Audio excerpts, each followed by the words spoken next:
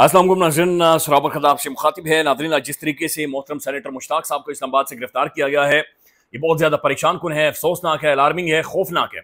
बल्कि सवाल भी है और ये जवाब भी है, और जिस तरीके चीज़ की तरफ इशारा कर रहा है या दस्तक दे रहा है, ये अलार्मिंग चीज़ें हैं जो कि हो रही हैं। सेनेटर मुश्ताक बुनियादी तौर पर एहतजाज कर रहे हैं दहशतगर्द रियासत इजराइल के खिलाफ। ये एहतजाज कर रहे थे दुनिया के सबसे बड़े शैतान, इस हराम खोर और खून पीने वाला बंदा है ये।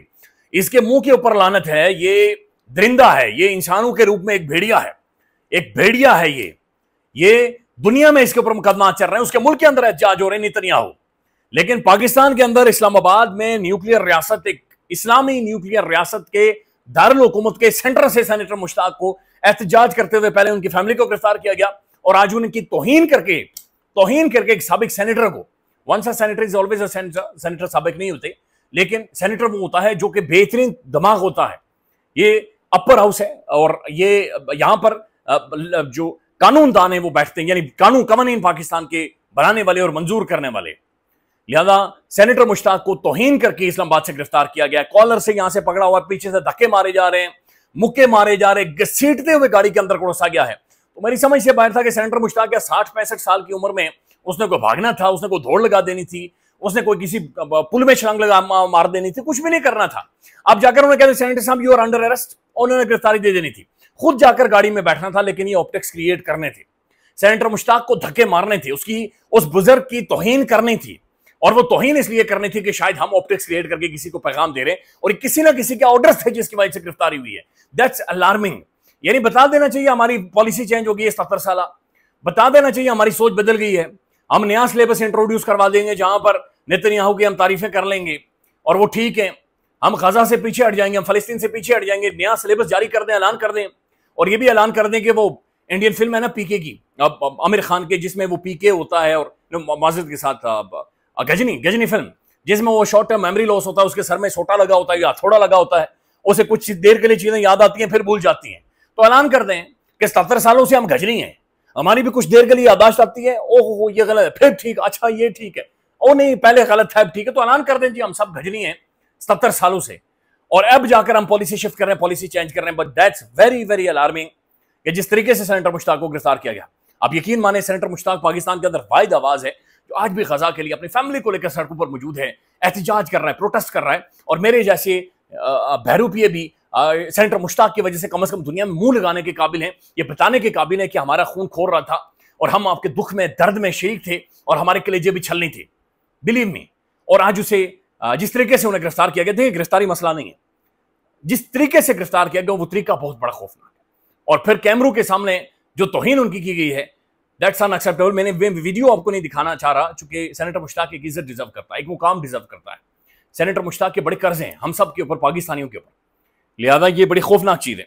अब नाज़रीन दूसरी खबर यह है कि जनाब बाकायदा से इमरान खान को क्लियर पैगाम दे दिया गया है, और पैगाम यह दिया गया है कि जनाब अगर तुम एहतजाज की बात करोगे, अगर तुम प्रोटेस्ट की बात करोगे तो बंदा कोई नहीं रहेगा असेंबली में, और एक एक बंदे की बाकायदा से जमहूरी मुंडी उतारी जाएगी, इनकी जमहूरी सीटें ली जाएंगी और यहां पर डाके मारे जाएंगे। अब ये 9 मई का जो ढोल है उसको मजीद पीटना शुरू कर दिया गया है। इस्लामाबाद 9 मई मुकदमात में बड़ा फैसला। इस्लामाबाद की इंसदाद दहशतगर्दी अदालत के जज ताहिर अब्बास ने PTI MNA अब्दुल लतीफ चित्राली समेत 11 मुल्जिमान के को जुर्म साबित होने पर सजा सुना दी है।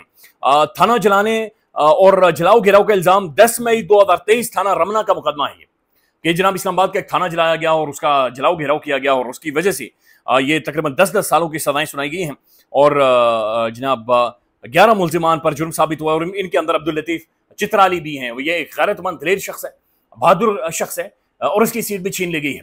देखें ये इतलात पहले से मौजूद थी और तजिए मौजूद थे कि 9 मई की आड़ में तहरीक इंसाफ से तकरीबन 30-40 सीटें ली जाएंगी। और 30-40 सीटें क्यों ली जाएंगी, शायद कोई नई तरमीम भी करनी हो, बहरहाल बहुत सारे मकासद हो सकते हैं, लेकिन बहरहाल तहरीक इंसाफ से सीटें ली जाएंगी। इसका जो रास्ता खोला है वो पाकिस्तान के मौजूदा चीफ जस्टिस ने खोला है, जस्टिस यही आफरीदी साहब, जो जिनका मेरिट नहीं बनता था चीफ जस्टिस बनने का, लेकिन उन्हें तीसरे नंबर से उठाकर ऊपर बैठा दिया गया है। तो जाहिर है इस मुल्क में किसी का भी कुछ भी, वही वाली बात है, फुद्दू लग सकता है जब भी आपका हाथ पड़े। तो बहरहाल उन्हें चीफ जस्टिस लगा दिया गया है। तो उन्होंने ये फैसला दिया कि ना जो 9 मई वाले मुकदमा थे 4 माह में फैसले करें, 4 माह के अंदर फैसले करके दें। अब जिस तरीके के ये फैसले और जो एविडेंस मौजूद है, यकीन माने हैरान कुन एविडेंस है। कई जगहों पर वो सोटे लेकर गए हुए, कई जगहों पर वो पुलिस डंडे और सोटे लेकर आती है, कहती है जनाब ये पत्थर देखें, ये इन लोगों ने मारे हैं। ये सोटे देखे इन लोगों ने, और कई जगहों पर वो प्लास्टिक की बोतलों के अंदर खाली बोतलें लेकर जा रहे हैं, ये इन्होंने पेट्रोल पंप बनाए हुए थे। अब ये इसके ऊपर एक ट्वीट है, मैं आपके सामने ये रखना चाह रहा हूं कि जनाब इसके ऊपर बाकायदा से ये गुफ्तगू और कुछ बातचीत की है, और उसमें किन चीज़ों का जिक्र किया गया है, उनमें भी यही बातचीत की गई है कि जनाब ये सिर्फ एक ड्रामा है जो कि क्रिएट किया गया, लेकिन जो इस वक्त तहरीक इंसाफ की मुख्तलिफ शख्सियात और इनकी जो सीटें ली जा रही हैं, उसका एक मकसद ये भी नजर आ रहा है कि इमरान खान जब भी किसी प्रोटेस्ट के एहतजाज की कॉल देता है तो खान को थ्रेट किया जाता है, और ये महसूस हो रहा है कि धमकी दी गई है खान को कि अगर तुम एहतजाज की बात करोगे तो तुम्हारे साथ ये होगा, कोई भी सीट नहीं बचेगी। तो क्या वो इस चीज़ की केयर करेगा? यानी जिन शख्सियात की पार्लियामान के अंदर तकरीर करते हुए आवाज़ें ना चलाई जाएं, उनकी तस्वीरें गायब कर दी जाएं, तो फिर फायदा क्या इन असम्बलीज में बैठने का? अजहर माशवानी साहब ने ट्वीट किया, लिखते हैं, आज रमना थाना केस में जो फैसला सुनाया गया है इसके चंद हकाइक, अभी तक मुलजिमान के वकील के दलाइल ही मुकम्मल नहीं हुई थी और सजा सुना दी गई है। आज एक मुलजिम शान की शादी की वजह से एग्जम्पशन थी और सुबह वकील पेश भी हुई थी। 43 सफा यानी 43 सफात का जो फैसला है वो सिर्फ 15 मिनट में आया है। 15 मिनट में 43 सफात का फैसला आया है। दौरान जीरा एक गवाह अपनी गवाही से ही मुकर गया और बोला कि मैं तो 3 साल से एक जज के साथ ड्यूटी पर हूं। बाद में एसएचओ साहब अपने कहते हैं एक हफ्ते बाद डीआईजी साहब ने जबरदस्ती लाकर दोबारा खड़ा किया, नहीं गवाही दे। बल्कि एक जज जो जाते थे अडयाला जेल में समाप्त करने के लिए, बिलीव में उनकी सेहत खराब होगी, उनके बारे में मशहूर है कि उन्हें कुछ शख्सियात ने जाकर कहा कि चलें अडयाला जेल। तो जज साहब ने कहा मेरी सेहत खराब है, मैं नहीं मामलात को सुन सकता इमरान खान के। तो जज साहब को कहा गया कि जैसा फैसला आपके पास है, आपको हमें स्ट्रेचर पर डालकर ले जाना पड़ा, ऑक्सीजन लगाकर या आपको वेंटिलेटर के ऊपर डालकर हमें ले जाना पड़ा, हम ले जाएंगे। लिहाजा जज साहब थोड़े को फैसला है कि ऐसे चलना है या फिर वेंटिलेटर के ऊपर चलना है। और वो जज साहब जब अडयाला जेल के अंदर जाकर बैठे, साफी रिपोर्ट कर रहे हैं कि जज साहब यानी बड़ी मुश्किल से, यानी कभी इधर गिर रहे हैं कभी इधर गिर, बड़ी मुश्किल से उन्होंने खुद को, और बाद में उन्होंने 11-12 घंटे समाप्त करके सजा देके अपनी जान छुड़ाई। तो ये दिस इज हाउ ये सारे मामला चलें। आई होप सो कि कभी ना कभी हम एक सीरियस रियासत बनेंगे, हम हमारे मुल्क में कानून की हकमियत होगी और चीजें वाकईतन बेहतरी की तरफ होते हुए या जाते हुए नजर भी आएंगी। हमारा अजहर ने ट्वीट किया, उन्होंने कहा जनाब ये जो कहा जा रहा था कि जनाब इत्तेहाद और यकजहती वगैरह, ये सारी खबरें झूठ हैं, ऐसी कोई चीज नहीं है। और ये एक बार फिर जबर फसायत के रास्ते पर सब गमजन हैं। कौम ने हर बहरान में जंग में अपने अफवाज के साथ खड़े हुए मुहब्बत वतनी का सबूत दिया, मगर बदकिस्मती से इस जज्बे को अब ताकत के नाजायज इस्तेमाल और आमराना इक़दाम को मजबूत करने के लिए इस्तेमाल किया जा रहा है। देखें, पाकिस्तान के अंदर जो इंटरनल मामला हैं वो डिफरेंट हैं, लेकिन जंग अगर हमारे ऊपर मुसल्लत हो जाए, और मेरे ख्याल में किसी ने भी एहसान नहीं किया और ना ही तहरीक इंसाफ की इसकी आदत को वाकईतन इमरान ने ठीक का जताना चाहिए। यानी बार बार आप ये कह रहे हैं कि जंग के दौरान हम खड़े हुए। जंग के दौरान हम सिर्फ किसी इदारे के साथ नहीं, पाकिस्तान के साथ हर बंदा खड़ा हुआ, पाकिस्तान के लिए हर बंदा कंसर्न था और अभी तक है। लिहाजा पाकिस्तान का जहां पर मसला आएगा, वही बात इमरान खान ने भी अडयाला जेल से की थी कि इट्स अबाउट पाकिस्तान। तो ये तहरीक इंसाफ की क़यादत को भी नाज़रीन एहसान नहीं जताने चाहिए। एक और डेवलपमेंट है, ये जुनैद अकबर साहब ने बाकायदे से तकरीर की है। उनका ये कहना है ना तो इमरान खान मोदी है, ना तहरीक इंसाफ राफेल है कि इस तरह के फैसलों से डर जाएगी। इन फैसलों से हमारे हौसले मजीद मजबूत होंगे और इंशाअल्लाह हम पुरजोर मुज़ाहमत करेंगे। तो जुनैद अकबर ने कहा कि हम पुरजोर मुज़ाहमत करेंगे और इन फैसलों से या इस तरह के जो हथकंडे हैं इनसे हमें किसी भी तरह का कोई फर्क नहीं पड़ना। अच्छा नाज़रीन, कुछ और खबरें। एक तो जो स्टेटमेंट दी है मुनीफ फारूक साहब ने, उनका यह कहना है कि एक बड़ी शख्सियत एस्टेब्लिशमेंट की ये कहती है कि इमरान खान इज डन। अलीमा खान की स्टेटमेंट है कि फिरौन ने भी यही कहा था, यजीद ने भी यही कहा था। आज फिरौन को कैसे याद किया जाता है और यजीद को कैसे याद किया जाता है, इनका अंजाम देख लें और याद रखें कि अल्लाह के अलावा ये फैसले दुनिया में कोई और नहीं कर सकता। अल्लाह से डरना चाहिए। जो ऐसी बातें करते हैं उनके लिए हमें खौफ आता है। और बात दुरुस्त है, देखें कांटा ना तो कोई लगा सकता है और ना लग सकता है कभी भी सियासतदान पर। अब नाज़रीन एक और खबर है, और ये बड़ी इंपॉर्टेंट और अहम तरीन खबर है, और ये बहुत सारे हवालों से ये अलार्मिंग भी है। और ये खबर ये है कि मोदी सर उठा रहा है दोबारा से, और वो किसी ना किसी तरीके से पाकिस्तान को दोबारा से उस मामले के अंदर लेकर जा रहा है कि जहाँ पर सूरत हाल मज़ीद ख़राब होगी, टेंशन वाली सूरत हाल होगी और ये डैमेज होगा और बड़ा सीरियस डैमेज होगा। खबरें ये आ रही हैं कि उन्होंने, मोदी ने जनाब ये दरिया चनाब का पानी बंद कर दिया है, और दरिया चनाब का ये पानी बंद हुआ है जनाब। भारत का पाकिस्तान पर अभी बार भारत से आने वाले दरिया चनाब के भाव में 54% बल्कि 54,000 क्यूसिक की बड़ी कमी आई है। अभी माहिरीन का तशवीश का इजहार, यानी हमारे दरिया सूख रहे हैं और ये चीजें नजर आ रही हैं। और ये बात ध्यान में रखें कि ये कभी पानी बंद कर देता है, कभी खोल देता है।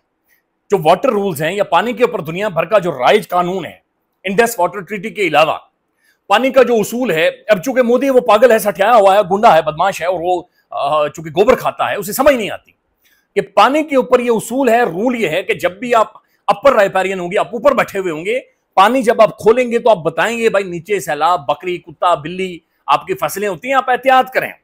ये इंसानों के बारे में ये रूल्स मौजूद हैं। चूंकि मोदी एक पागल कुत्ता है, जंगली सुअर है, लिहाजा उसे ये बात समझ नहीं आती, माफ कीजिएगा। आई जय, मैं कोशिश करने के बावजूद भी मैं इस बंदे का नाम इस तरह से नहीं ले सकता। कोशिश करने के बाद, सख्त तरीन कोशिश के बावजूद भी मैं माफी चाहता हूं। मैं इस बंदे को बगैर जंगली सुअर कहे मुझसे रहा नहीं जाता।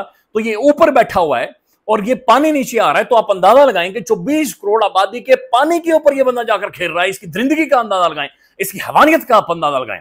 तो ये वाटर रूल है कि जो अपर राइपैरियन है बताएगा पानी छोड़ रहा हूं, और ये बाकायदा से कॉन्सेंसस है।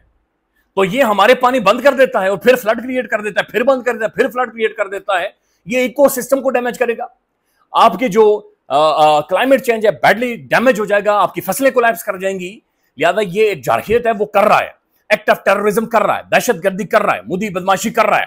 ठोकना पड़ेगा इसे, उसके बगैर ये कबाज नहीं आएगा। ये जो डैम्स मौजूद है जगह जगह पर, इन्हें जब तक मिसाइल नहीं मारे जाएंगे ये हल नहीं निकलेगा। और ये इसके बाद भी इस जैसे लोग वहां पर इंडिया के अंदर घटिया मौजूद हैं। आई होप सो कि बेटर सेंस प्रिवेल करें, लेकिन जो नजर नहीं आ रहा। ख्याल रखिएगा। अल्लाह हाफिज।